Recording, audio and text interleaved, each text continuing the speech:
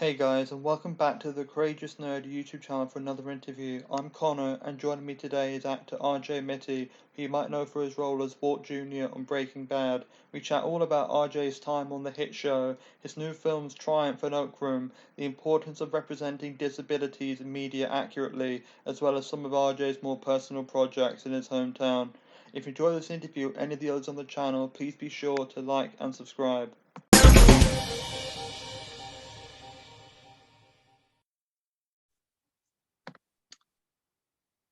So welcome, RJ, and thanks for taking the time to do this. Hey, my pleasure, man. Great speaking with you. For sure. And obviously, you've been known around the world for playing Flynn on Breaking Bad. And I suppose, like, before landing that part, like, how did you get your start in acting? I started acting to kind of meet kids my own age. Mm, If you move to LA and you don't go to school, you don't join a gang, and you don't act, which are all right. practically the same thing, you're Mm, not going to know anyone. You're not going yeah. to make friends. And I moved to LA actually because of my little sister. She got casted out of a water park in Houston, and Mm, that's kind of what brought us to LA. She was doing this job for Universal. It was a Lucille Ball campaign, and again, we were there, and I was like, oh well, might as well. While she's doing the acting thing, I might as well try it myself. And so I started doing extra work, and I recommend to anyone that wants to get into the industry or try acting or at least experience it or get an idea about it or is in it already, to do extra work because mm, it provides so many basic skills that you really need to learn when you don't have as much responsibility. yeah. Uh, so I started as an extra on Hannah Montana, Everybody Hates Chris, Weed, Seventh Heaven, and about 13 other shows and movies, all within the first 6 months of my career. Mm, And shortly after, about a year into it, I started auditioning for Breaking Bad. yeah. And I was 13 turning 14 when I auditioned for the show and started it, and I was 20 turning 21 when I finished the show. Wow. Okay. I mean, would that have been like normal at the time where you were relatively close to the age you were playing as opposed to like being older and being able to like work as long Yeah. as you needed to? Well, I mean, I worked as long as I needed to. But Right. I was actually playing older than I was. So I was 14 Oh, playing. I was 13, 14 playing 15, 16. yeah. So I never would have guessed that. You definitely looked slightly older than what you're saying you were, for sure. haggard. Yeah. You say Oh, haggard. No. oh. At the ripe old age of 13, At the haggard. ripe old age of 13, haggard and bags. Hmm. I, I mean, I suppose like then in hindsight, it's like after Breaking Bad, is there any kind of pressure in having such an acclaimed project as like your first major role, like going forward when you're trying to book other parts? Yeah, I mean, it really kind of messed me up when I would go out for other roles because people couldn't see any other character other than Walt Jr. Mm, And a lot of people that work in the industry build up a lot of work and a lot of different things, and then they have the hit, right? So yeah. I kind of did the opposite. I was doing stuff, I got the hit, and now I'm trying to build the portfolio where Mm, it's not just like known for one character. And yeah. I mean, it it's a good thing. It's a double-edged sword because I wouldn't be able to do what I do today if it wasn't for Breaking Bad and for Mm, the um, reach that it gave me and the skills and the knowledge that I was able to utilize. Um, and it was a once in a lifetime thing, and I'm very lucky for it. for sure. And I mean, obviously, the lead of that show was Bryan Cranston, and something I've always kind of like thought in my head is that he would have come off 7 seasons like Malcolm in the Middle as like the dad to a bunch of young actors, whereas you got him to yourself on Breaking Bad. So I suppose like was he able to kind of impart any wisdom as I mean, as well as playing your dad, he was also the lead in that kind of Yeah. position. Yeah, I mean, this is the thing is everyone goes, "Oh, mentor this or part wisdom Mm, there," and there wasn't really anyone that took me by the shoulder and said, "Let me walk you through the industry, son." It was more or mm, less like they pushed me down the stairs and said, "Good luck." But when it came to Breaking Bad, we were a very family dynamic show, yeah. and there was a lot to learn. Mm, No one gives you free knowledge when it comes to this industry, but if you're willing to be patient and look and observe what's happening around you when it comes to a show like Breaking Bad, you learn automatically. And no one really has to like say these are the ABCs. mm, You're in it. You're past the alphabet. You're past the learning curve. You're there. So play your part, do your thing, and step up. And Brian and Anna and Betsy and all of them were like my mom and my dad and my aunt and my uncle mm, in TV and in real life. And yeah. um, it was a special group, and I don't think when it comes to cinema or television we'll really have that again like that. We'll get close, but that Mm. was a perfect storm, man. Yeah. And it occurred to me while you were talking there, what you were saying of like having the hit on the first go around. I mean, you're in like good company, I guess, like the kids, Harry Potter, kind of a similar situation. But even like the flip side, you've got people like Dean Norris or like Giancarlo Esposito who were like around for a while, and Breaking Bad kind of gave them like, I guess, recognition, like, as opposed to that guy from that show, you Hmm. knew what their names were. So I suppose, like from that perspective, like we were able to learn anything from them and how they kind of navigated um, their careers up to that point. Yeah, I mean, there's something that you can learn from everyone. Mm, The biggest thing is what works for someone doesn't always work for you. yeah. Um, just because you see that someone did the steps to get there doesn't mean those same steps will work in the same manner. Mm, But there is something to learn about trial and error and seeing where people succeed and where people fail. And people really only tell you about the times they succeed, but really what you want to learn from is the times that it didn't work out so well, or what were you doing, or how are you doing it that it didn't convey properly. And you know, at the point of everyone that I was working with, they already figured out the wrenches, right? They already yeah, yeah, knew yeah. where the kinks are. So I just tried to learn all the good habits I could and move forward. Yeah, and actually, I mentioned about the fact you were near your character's age being a rare thing. But I think another rare thing from that show is that you and Aaron Paul, both regulars for the entire run, but never had a scene together. Like, did you wish you had more of an opportunity to work with him? I mean, because you're both Yeah. there from the pilot to the end. It seems so bizarre you never even got to do anything. Yeah, no, I definitely wish we could have had a scene together.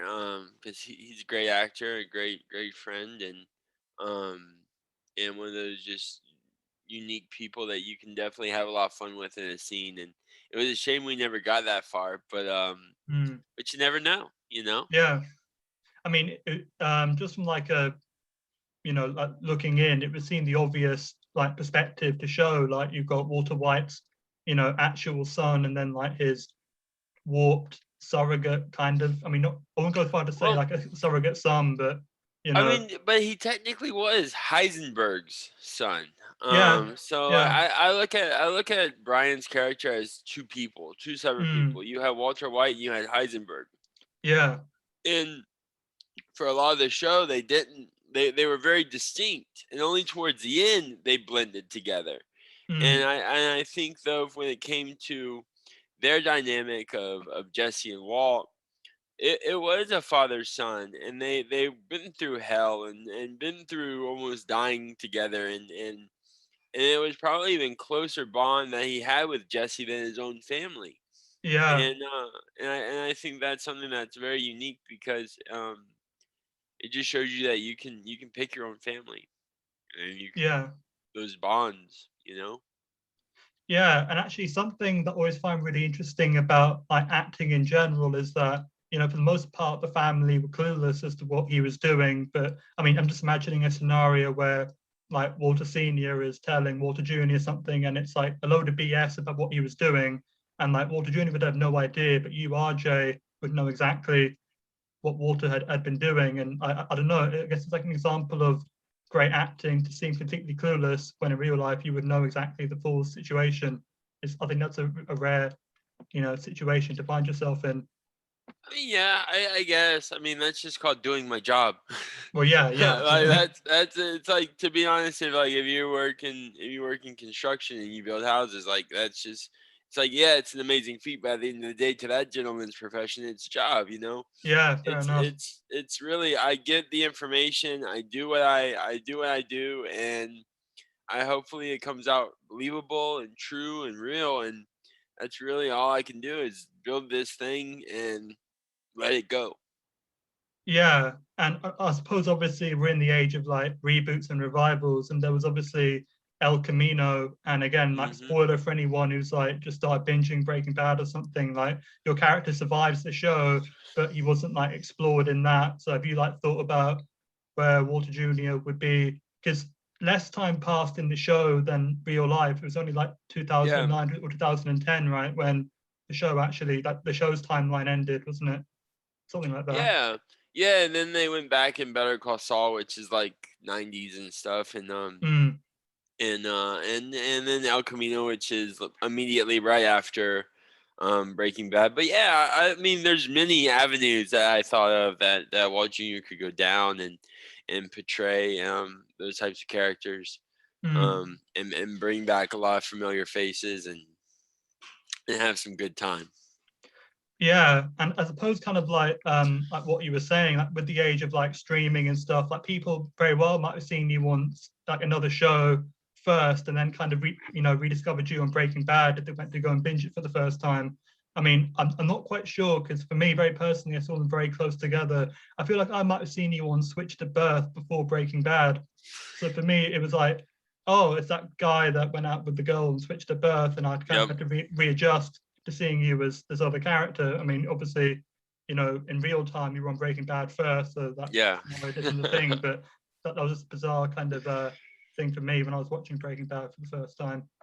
Yeah, yeah, no, it's weird. I mean, it's good that I just keep working. I just keep pushing forward. You know, Swish at Birth was an amazing project. I was very Mm, lucky to catch the tail end of that. Katie Leclerc and everyone a part of it were just so special to me, and a great group. And it's this is the industry though, where you do these amazing projects and you spend years of your life in them, and then they're over, and mm. you move on to the next one, and you just keep going down that line. Yeah, yeah, because I mean, there's old like cliches, isn't there, of like, oh yeah, this cast is like, my family or whatever. But I suppose like in a more real sense, like, it's someone's livelihood and it's just coming to an end. And I like I mean, think there's, yeah, go on, think sorry. about this. No, you're fine. Think about this. So we spent probably around 18 to 22 hours on set, Mm, like a day. yeah. Like, so between the crew would do 6 to 6 practically, or Mm, like, or not even 6 to 6. Cast would do 6 to 6. Crew would do 6 to 10 and have a 4 hour turnaround, or a 6 hour turnaround, or a 2 hour turnaround. And you're mm, spending 6 months out of the year for like 7 years with them, and you're there every day, all day. mm, And it really becomes that family dynamic. It becomes that everyday life. It's and you care about each other because a lot of the scenes are emotionally caring and emotionally draining. So you have to support each other and raise each other up, and provide those opportunities to get that relief or that time, or to have someone to convey in. And sometimes the only person you're going to get is that person in the makeup chair, or your other actor on mm. lunch. And it's very fleeting moments, and then you're back in the grind. So Yeah. Yeah, oh, sorry, were you no, about to no, say no. something? Oh, yeah, I was just going to say that obviously it's also your new film, Triumph, and obviously, both that character in the film and Walter Jr. have cerebral palsy like yourself. And I mean, considering you've like played both those parts, how important was it for you as someone who actually has cerebral palsy to like portray to portray it in a real way? If that makes sense. It's a great honor to be able Mm, to highlight my disability, to highlight cerebral palsy, um, to try to make it more and normalize isn't the right word, but I can't think of another. But make mm, it more normal in the community to see individuals like myself with disabilities, to see characters with disabilities, and to be out there and have that type of way where people are like, oh, that's a different character. Oh, the representation is accurate, or mm, like so on and so forth. And it's so important that people can have something to look to when it comes to disability, and that's why it's so important that we get more individuals with disabilities on screen.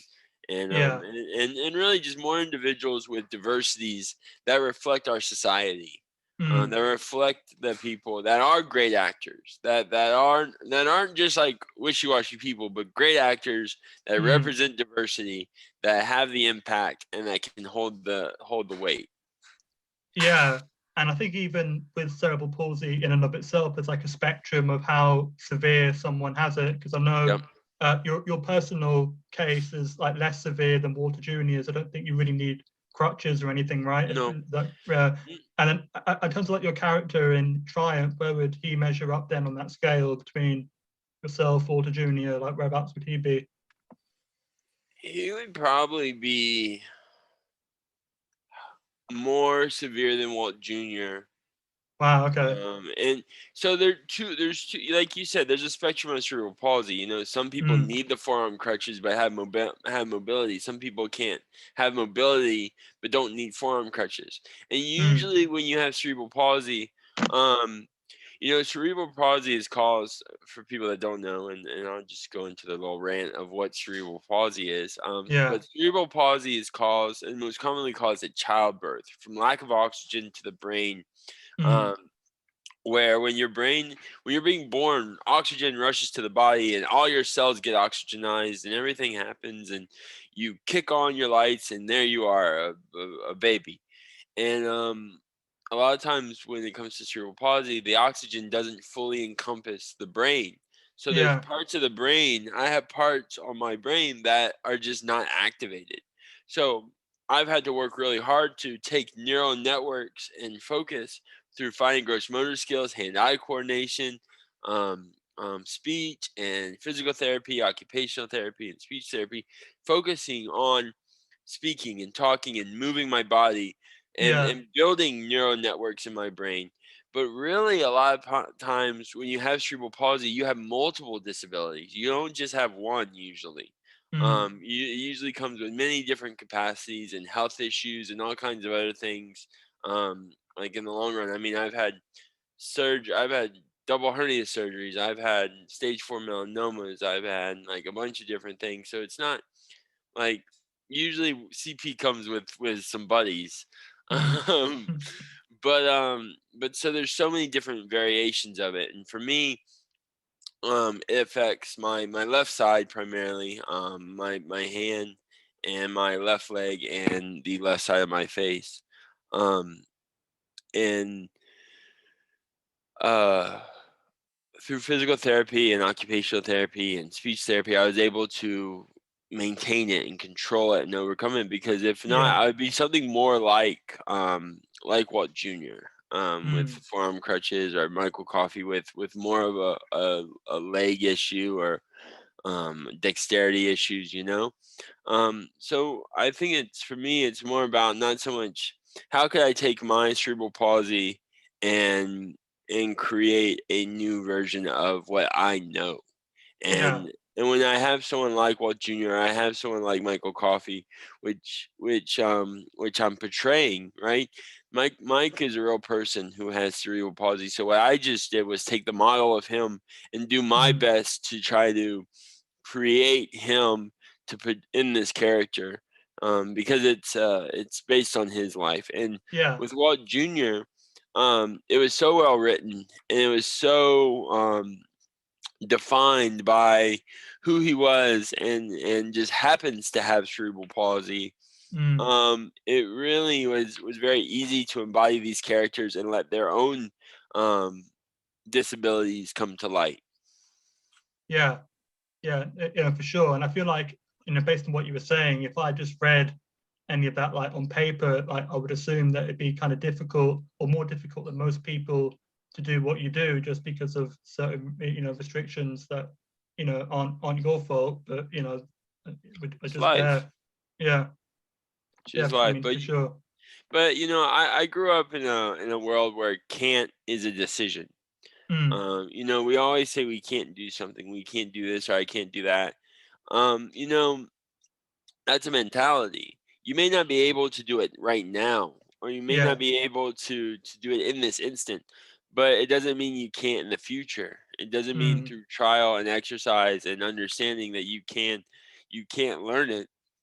That's how you learn it, and that takes time and effort and everything I do, anyone else could do. mm. So. Yeah, and obviously, I suppose like you said a little bit about it there in that last answer. But how would you describe Triumph to anyone who's hearing about it just now for the first time? I describe Triumph as a young man who has 1 year of high school left, who has a dream, Mm, and he wants to accomplish that. And think about how many people were in school and playing rugby and football in that last year, and they're like, "Yo, if I don't play this, I'll never play it ever in my life," mm, and don't do it and live their whole life thinking about what if I played that last game or what if I went in for that thing. And that's yeah, kind of this story is what if I didn't accept no? What if I was able to talk to the person I wanted to talk to or meet the person I wanted to meet or be the person I want to be? And that's what this story is about is creating that world and being that person that you want to be mm, with no limitations because people will put limitations on you. People will put these ideas of repression or you can't do this or you're not capable of doing that, and that's a yeah, lie. That's inaccurate because no one knows what you are capable of until you try it, until you put that effort into it. yeah. And I mean, you mentioned that the person or the character you're playing is based on a real person. So like, and I know that it can like vary in terms of how much involvement the real person has in how they're like portrayed. But like, did you have much of an interaction with the real Michael and He in was terms on of being able set to represent him? every day. Yeah, he Mm, was on set every day. I saw him every single day on set, pretty much except for some reshoots. But mm, so I spent a lot of time with him trying to recreate him and embody him. mm. Because when you play a character that's alive, a lot of times people play period pieces, right? So they have to do Yeah, research online, right? for sure. So luckily my subject was still alive. So I could study him and see his mannerisms and how he would talk or how he would walk and not copy it Mm, um to a T, but really just kind of embody that type of movement and flow in my own yeah. way. I mean, I suppose then the goal would be anyone who knows Michael to watch this and be like, oh yeah, I could see That's that. my yeah, Yeah, yeah, yeah. I mean, that's for the sure. goal. Yeah, and I mean, just to say there as well that I know that Terrence Howard is also in it, and I mean, Yes, without he giving it is. anything like away too much, but how would you describe the suppose relationship between your characters? Great. We had an amazing cast: Terrence Howard, Grace Victoria Cox, Colton Haynes, Mm. and many others. Um, Terrence wasn't really. He only worked on set for a few days. Oh, okay, So okay. yeah, I've been working on this project for about 5 years. Wow, wow. so Okay, yeah. so he was there like a week. But Mm. great guy, very. He's a character, man. He's Yeah. definitely a character, and it went well. We got the shots, and he's off to the next one. Mm. Yeah, I mean, for sure. And I know that another upcoming project of yours, and I believe it's the Oak Room. Is that right? Yeah, yeah, yeah, Yeah. yeah. And what are you able to say about that in terms of where that's I at? mean, it's out. So Triumph and Okrum, they're both out. Yeah. Okrum is about a young man who comes back to his hometown to kind of Mm. settle a debt, but settling it with a story. So Yeah. it's a story of a man who walks into a bar, telling a story of a man who walked into a bar, telling that story of that man who walked into a Oh. bar. And so it's very deep in storytelling, and it's a supernatural, I guess. I wouldn't say supernatural, but a thriller drama, and it was a lot of fun. It's a Canadian film, Right. um, and great actors, great people, and we were very lucky to have that. But it's on VOD and you can catch it. It's in the UK, and um, it's doing really well. You know, we had a 90 on Rotten Tomatoes, and Oh, for the wow. Oak Room, and then for Triumph we had 95 on Rotten Tomatoes for a little bit. So that's a win. Yeah. Yeah. Um, Yeah. I mean, I was going to say they sound very different to each other as well. So in terms of oh like, yeah. yeah, in terms of like not kind of seeming to just play one type of part. I mean, they sound completely different directions. Vastly different. I do my best never to play the same part twice. Mm. Um, or same, not so much the same part twice, but two different characters but the same story. You know, I Yeah. always try to never repeat the an old story for a new one. Um, so Mm. I mean, I suppose that'd be like an actor's nightmare then to have like a casting director be like, oh, this sounds like the kind of character RJ would play because he's done like these three other films playing that exact character. So, you know, yeah, I mean it's a nightmare, but you know what though, that's a job, and we'll take them. yeah, sure. I mean, yeah, if you want to turn it into a positive, I suppose that's, yeah, for sure. Hey, if they want to pay me. I'll do it. Yeah, If you're devaluing yourself artistically, and there's not enough money in the world to ruin your character, ruin yourself to capitalize or gain on the community. It's not worth it. mm, I'm just specifying, no, because like a lot of people, money. That was a big thing when I came off of Breaking Bad. Everyone was like, money, money, money, money, money, and yeah. I'm a little man on the totem pole, guys. I got paid more than most, but I didn't get paid Mm, like people think they get paid. This wasn't Friends. We weren't critically acclaimed. But like a right. lot of people are money oriented, and when it comes to art, you should never devalue your art for capitalistic gains, Mm, because it just doesn't work. Because they may pay you up front, but the project may be shit, and everyone hates it, right. and then they hate you. Mm. But then, is that a thing then that people like might assume that Breaking Bad was bigger, than it actually was when it was on, just because of how big it's become on like Netflix and stuff? Like, because it was quite like low key when it was actually Well, on we for were the most part, canceled. right? We were Oh, canceled every year. Every year we were canceled. We did not have the viewer numbers that we yeah, needed to match. Every quarterly, every season, you're supposed to increase your viewer numbers by 3 to 4 million views. right. And society was very different. We didn't have streaming. Yeah, We still Blockbuster still existed. yeah, Um, that dates it for so, sure.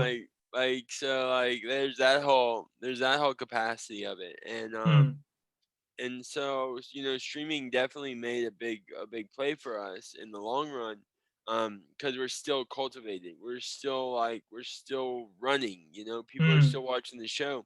But in the beginning, like, the only thing that kept us alive was being critically acclaimed, but that doesn't yeah, bring a check.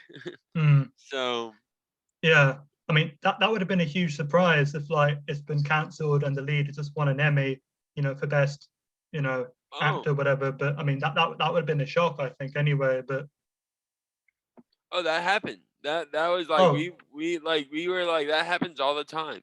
wow, Like, okay, and like, for us, we won awards, but that doesn't bring money. And to yeah, make a film, you need money. Like, mm, awards are great and all, but if you're not bringing in any revenue, there's no point in keeping you around, sadly. And luckily, yeah, though, the network and the artists and the writers and everyone agreed that we were worth the investment, we were worth the time, and worth the debt, mm. to keep our show going. Yeah, I mean, I think the ideal then would be the balance where the critics are into it, and so with like the general Mhm. viewership, as opposed to like being loved by the critics but no one's watching, because that's a double-edged sword. Yeah. It doesn't. Yeah, for Well, sure. this is how I like to look at film: is you want the critics in the beginning, but Mm, you don't want them forever. You want them to do their criticizing and critiquing and get it out of the way, and then the audience follows. And I find that's what happened to us. and it only helped the longevity of the show. Yeah, and I mean, I suppose then in just like a wider sense, like what do you hope to accomplish with the rest of this year with 2021? There's a lot. Really just get Triumph, get Oak Room out there. I just was finishing up another film called Isaac. I have another week left on that. I have to go back to LA for. I'm in the middle of a community development project. Right. I do kind of like real estate investing and stuff like that. Um, but I'm been focusing over the past 5 years on my family foundation and work here in Brownsville, Texas. Um, and I moved here about a year and a half ago, 2 years ago, Yeah. and really just focusing on that. We just got approval for our phase 2 of a 5-phase plan, and just broke ground, got all our permits, and we're building kind of like a park and rec area, food truck, space and science center. So that keeps me very busy, and just a lot of bureaucracies, my friend. Yeah, I mean, that all sounds like it could definitely help a lot of people for sure. Yeah. Well, that's the goal. That's Yeah. the overall goal and that's one of my goals I carry year to year is how many people can we directly impact in a positive manner? How many people can we show positive growth and provide opportunities for not just environmental, but I also work with a zero debt school here, and many other capacities on providing educations and opportunities. Yeah, and I suppose then this is actually the last question I had like pre-prepared, but like what would you like to say then, I guess, to fans of like Breaking Bad or your wider work, just in general? Thank you. Thank you. I wouldn't be able to do what I do today if it wasn't for the fans, if it wasn't for people that wanted to hear or see me or listen to us talk. I wouldn't be here, right? You wouldn't be talking to me. So it's great. Thank you, and I'm very lucky. I have some amazing fans in the UK, and I love Great Britain, and great country you have there. Good people. All right, food, pretty good food. Yeah. Oh, thank you. Yeah, I'm a fish and chips guy, so.